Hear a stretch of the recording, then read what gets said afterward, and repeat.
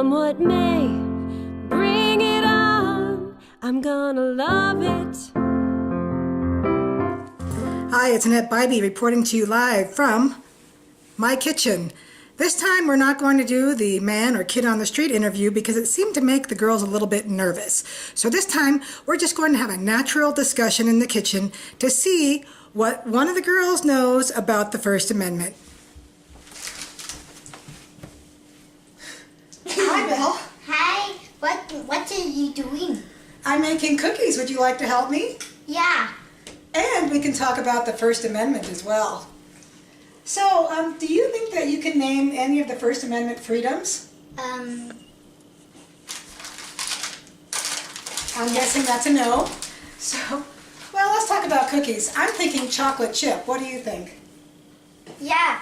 Excellent, because I really like chocolate. Some people think that my love of chocolate is so obsessive, it's almost like a religion. Do you think you can name one of the First Amendment freedoms now? Religion? Religion, good job.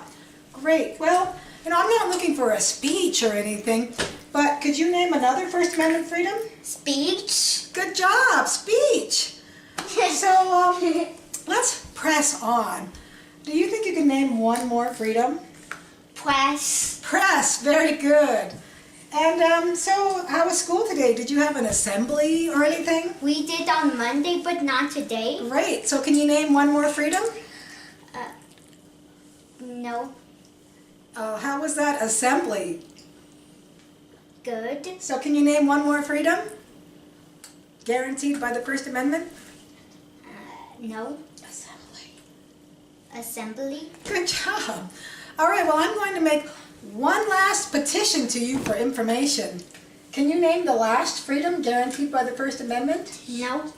Petition. Petition, good. I knew you could do it. I knew I could get at least one of my children to name all 5 freedoms guaranteed by the First Amendment. And now that we've done that, I'm going to go back to the newsroom and explain further.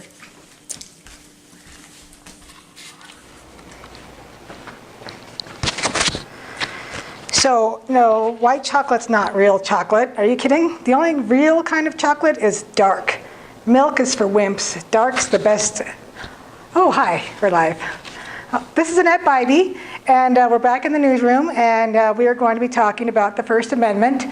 And so to back up a little bit, the First Amendment is part of the first 10 amendments, which are called the Bill of Rights. They were included with the original Constitution. There are a lot of other amendments, but we're going to focus on the first 10. And the first one of that is the First Amendment. And as you noticed from my little skit with my daughter, it is jam-packed full of rights or freedoms. And it's like the rest of the Constitution. It's jam-packed, it's really short, it's very short, but it's got a lot in it. So I want to read the First Amendment to you, and just to demonstrate that.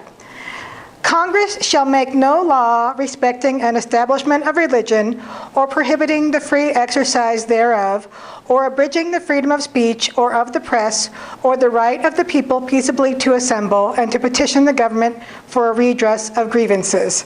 So you can see that's not very long, and it's got 5 freedoms protected in it. So let's start at the beginning. The first one, as you might remember, is religion. And it says, no law respecting an establishment of religion or prohibiting the free exercise thereof. So there's 2 clauses to this freedom. There's the establishment clause, and then there's the exercise clause.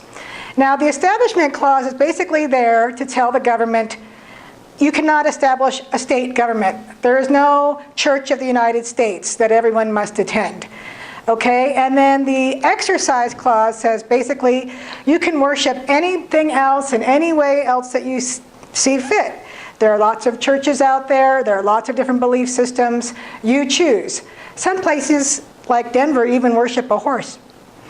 Anyway, so the freedom of religion is the first one, and it is extremely important, and the founders wanted that because they came away from a country, England, that did have a state religion. We weren't going to have that again. All right, and so the second one is speech. Speech is huge, okay? It basically says we can say whatever the heck we want about our politicians, about government, about what's going on, and You're not going to go to jail for that. We have in America what's called a marketplace of ideas. This means anyone can talk about anything they want and say, I like this idea. Well, I like this idea. And then the people as a whole can say, well, some of those ideas are pretty good and some of them are pretty bad. But we wouldn't know any of those ideas if we weren't free to express them. So with very few exceptions, we are free to say what we want about who we want. And then, of course, the next one is the freedom of the press. This relates specifically to news, like the newspaper, TV news, and now with the internet, we are all pretty much citizen journalists. So we can say what we want on our blogs, on our Facebook posts, whatever, on my YouTube video. I'm free to say what I want, and if I want to say something bad about a politician, I can do that. That's my freedom.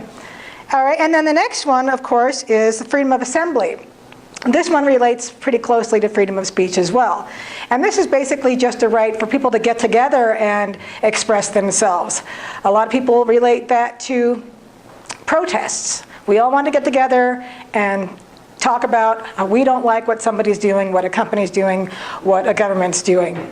And then the last one is the freedom to petition the government for redress of grievances.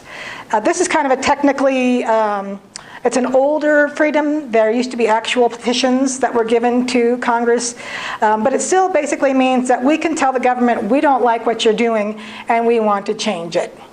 So you'll notice that all of these freedoms are very important to maintaining a free society and to having a more democratic form of government.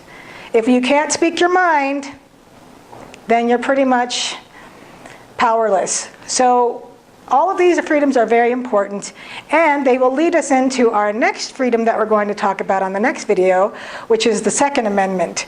And some people say that the First Amendment wouldn't exist without the Second Amendment, and we'll find out why they say this on the next video. That's Annette Bybee reporting. Talk to you later. I'm gonna bloom where I'm planted. I won't take things for granted. Come what may, bring it on. I'm gonna love it.